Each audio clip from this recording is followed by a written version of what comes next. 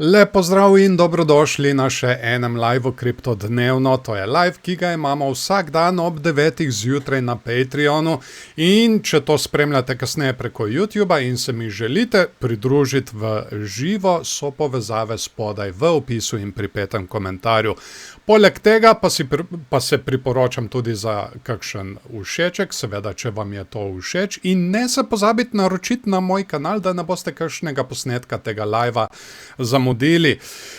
Dajmo iti zdaj kar na kriptotrg. Imamo zelo barvito dogajanje. Mi smo preko vikenda kar precej padli.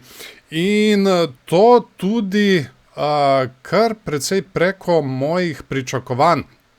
Da malo spomnim, kaj smo mi gledali prejšnji teden.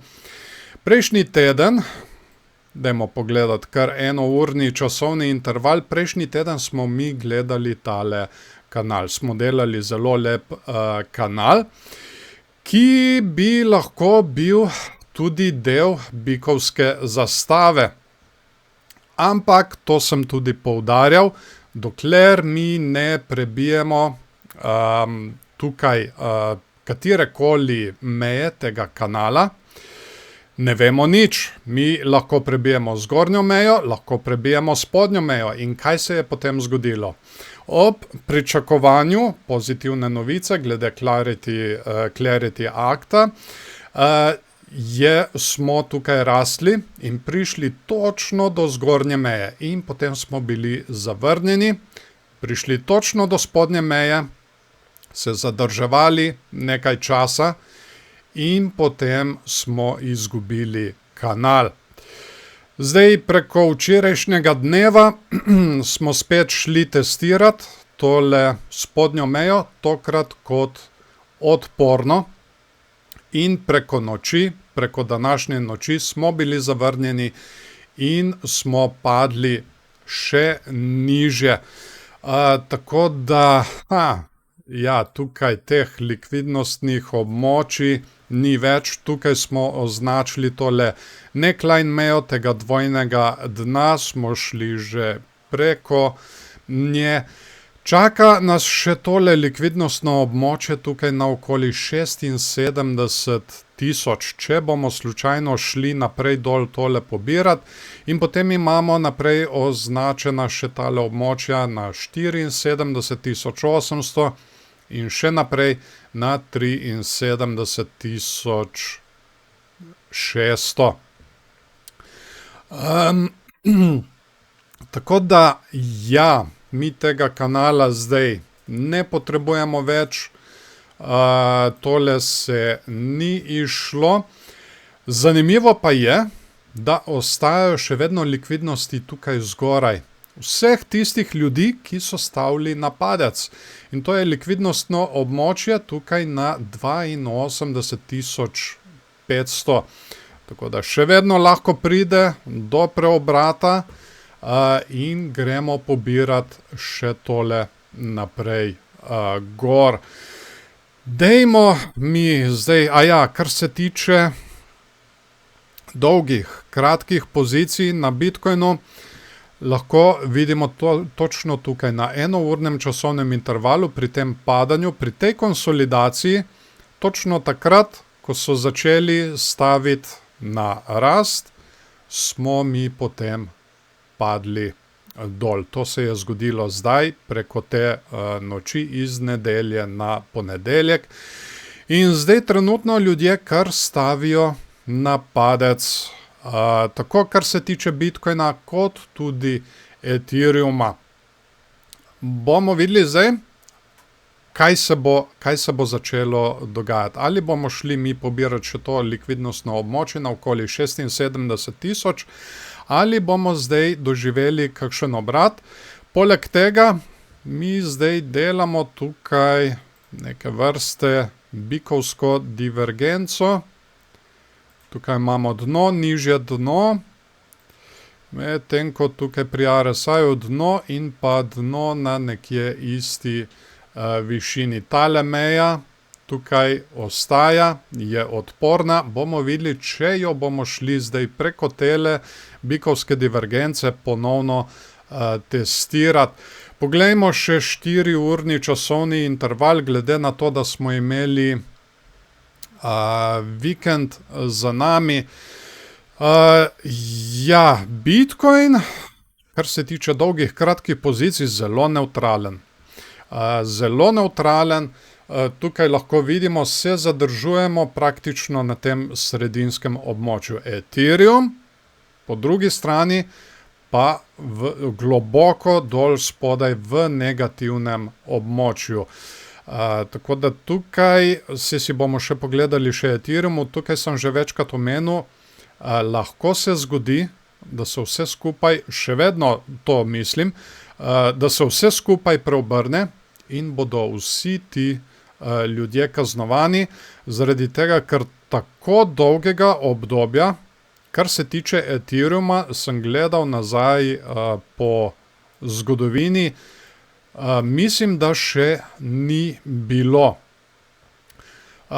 Prihaja pa tudi video, kjer si bomo ogledali Bitcoin na daljših časovnih intervalih, tako da, če ga ne želite zamuditi, se kar dajte naročiti na moj kanal in seveda nastaviti tudi obveščanje, da vas bo takoj tudi obvestilo, čim bo video naložen gor. Kaj imamo še tukaj na 4-urnem časovnem intervalu? Tudi tukaj smo imeli tole zgornjo mejo.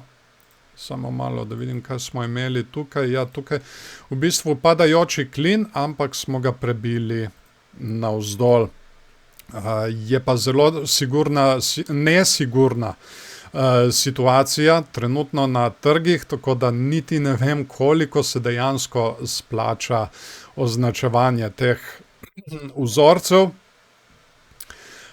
Kot sem rekel, zdaj čakamo, kaj se bo zgodilo, ali bomo šli pobirati še tole likvidnostno območje tukaj na 76. Zelo pomembno območje bo pa tukaj na okoli 75,000, če pridemo vse do sem dol, zaradi tega, ker to tukaj je pa neckline meja tega ogromnega dvojnega dna, ki smo ga delali nedolgo tega nazaj. Jo bom kar označil tako s tole horizontalno mejo. Drugače, za enkrat, kar se tiče trenda, trend je še vedno nedotaknjen. Imamo višje vrhove, no tukaj smo začeli delati v tej konsolidaciji nižje. In dna so še vedno višja. Poglejte to, dno, višje dno, višje dno, višje dno, višje dno in zdaj, to moramo potrditi seveda, zaenkrat še vedno višje dno. Poglejmo likvidacijska območja, kar se tiče Bitcoina. Tukaj sem naštimal na en teden, da vidimo malo dlje. In seveda se tukaj tudi takoj vidi jasna slika. Mi smo vse tele likvidnosti spodaj, vseh teh ljudi, ki so stavili na rast, pa niti jih ni bilo toliko, zaradi tega, ker niso tako žive barve, vse to smo pobrali. Tukaj 78,000, pa potem 77,000, vse to smo zdaj pobrali, ampak poglejte, kaj imamo mi tukaj vzgoraj. To dobesedno gori. To imamo območje od 82,000 pa vse do 83,000. In to bo treba tudi zdaj spremljati. Če bo slučajno prišlo do preobrata, ali bomo mi šli tole pobirati, ker to bi zdaj lahko delovalo tudi kot magnet za naprej gor. Poglejmo še Ethereum, izredno cikcakast, kar se tiče tukaj 15-minutnega časovnega intervala, tako da to bomo trenutno dali na stran. Nekaj zelo pomembnega se dogaja pri Ethereumu. Poleg tega, da je tukaj ogromno stav na padec, kaj smo mi še izpostavili? Tukaj dvojno dno, konsolidacija in potem smo padli dol in izpostavili smo tole naraščajočo mejo, ki bi lahko delovala kot podpora. Zarisali smo dva bikovska scenarija, torej, da končno mi prebijemo tole mejo 2380, naredimo podporo in odboj in rastemo naprej gor. No, ta scenarij, kot smo zdaj videli, se ne bo izvršil. Zdaj morda se bo izvršil tale naš drugi bikovski scenarij, zaradi tega, ker s tem zadnjim padcem smo mi prišli zdaj točno do te meje, ampak mi zdaj od te meje moramo imeti odboj in da končno mi prebijemo tole mejo 2380. Če pa mi tole mejo zdaj izgubimo, potem bi bilo pa kar precej slabo vse skupaj. Tukaj tole likvidnostno območje na 2180, tam nekje smo pobrali, tole smo tudi pobrali, moram kar sproti brisati, ker če ne pride čisto preveč porisan graf.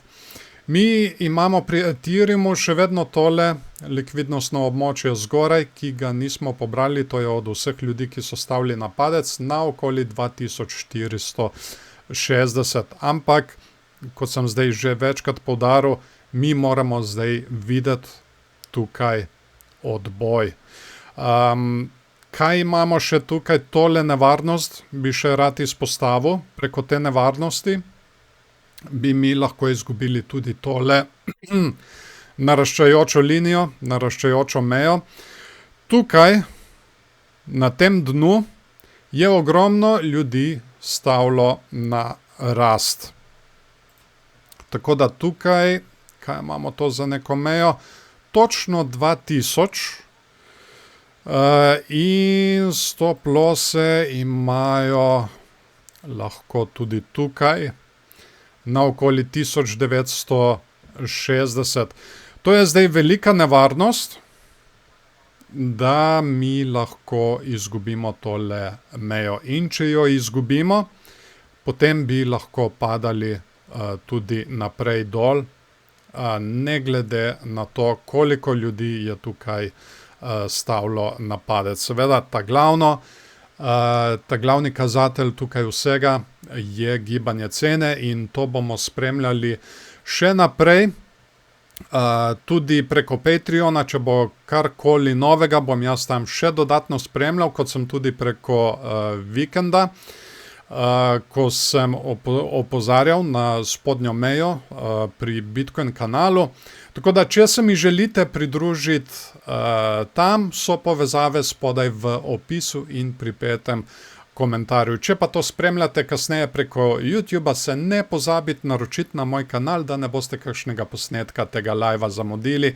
In pa poleg tega se priporočam tudi za kakšen všeček, da požene dodatno algoritem, da si ogledajo tudi drugi ljudje. Pa tudi komentirajte spodaj, nabirajo se zelo zanimivi komentarji, zelo zanimive debate se delajo in tudi zelo rad podebatiram z vami.